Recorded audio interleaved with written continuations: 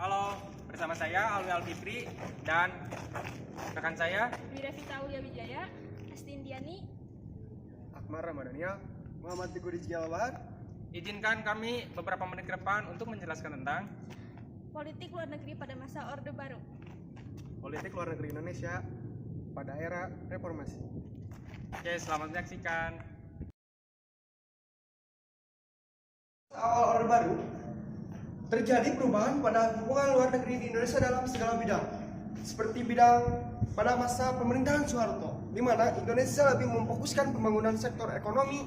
Pembangunan ekonomi tidak dapat dilaksanakan tanpa adanya stabilitas politik keamanan dalam negeri atau di tingkat regional. Hal tersebut dapat menyebabkan Soeharto mengambil langkah kebijakan politik luar negeri atau Polugri. Nah, yaitu membangun hubungan baik dengan pihak-pihak Barat dan Good Neighborhood Policy. Melalui ASEAN, salah satu tujuan utama politik luar negeri memobilisasi sumber dana internasional demi membantu ekonomi negara.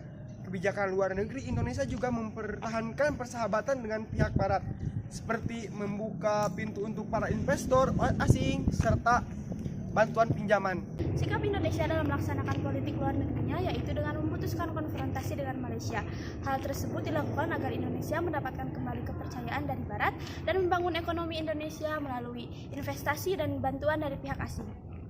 Konfrontasi ini berakhir pada saat Adam Malik menjabat sebagai Menteri Luar Negeri menandatangani Perjanjian Bangkok pada 11 Agustus 1666 yang isinya mengakui bahwa Malaysia sebagai negara. Kemudian Indonesia pun masuk ke dalam organisasi ASEAN, bekerja sama dengan negara-negara lain seperti Malaysia, Thailand, Singapura, dan lain-lain.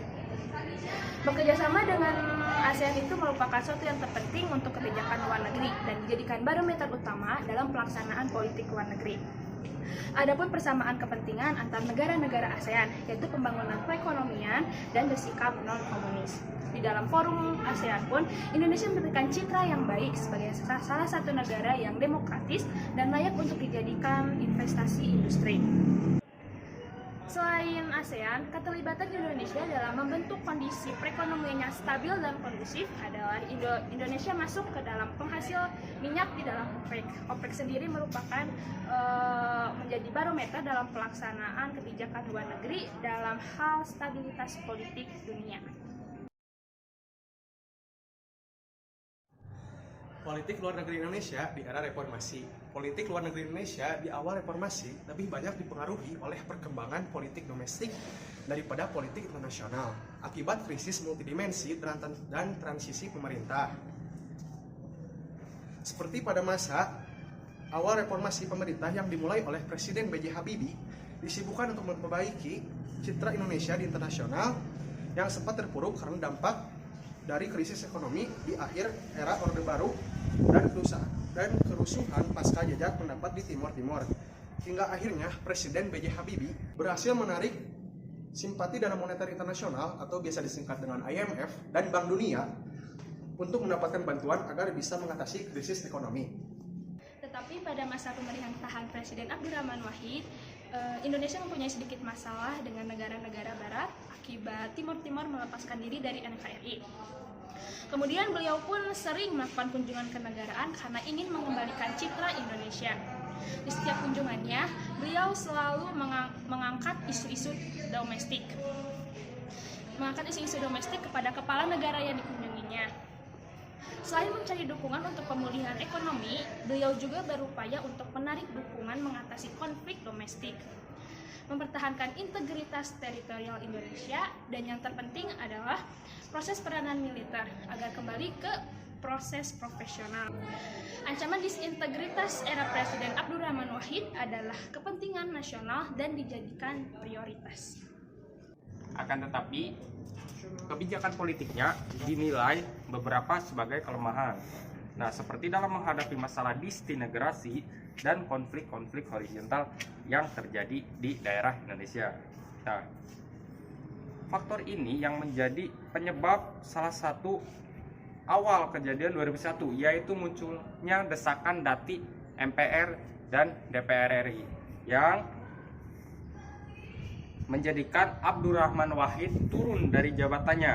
Nah, kemudian tahun 2001 Megawati Soekarno Putri dilantik menjadi presiden pertama perempuan di Indonesia.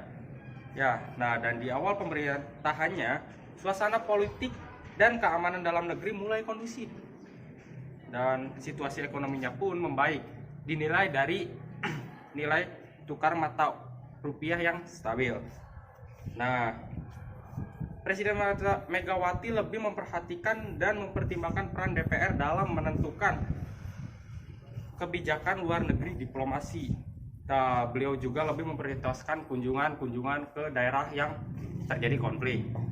Nah, desintegrasi nasional di era Presiden Megawati masih menjadi ancaman dikarenakan masih terjadi ledakan bom di tanah air sehingga isu terorisme pada masa itu menjadi perhatian yang sangat serius bagi pemerintahan Megawati.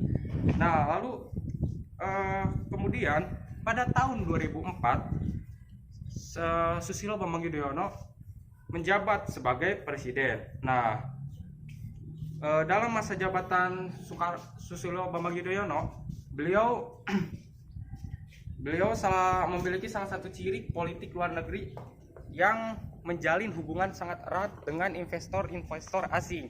Nah, lalu beliau juga yang sangat dijuluki sebagai pemerintahan yang mempunyai istilah mengarungi gelombang samudra dan menjabatangani 2 karang.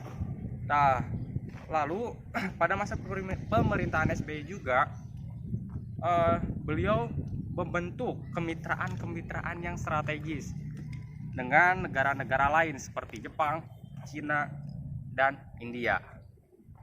Terima kasih telah menonton dan menyimak video dari kami. Semoga bermanfaat dan sampai jumpa di lain waktu. Bye-bye.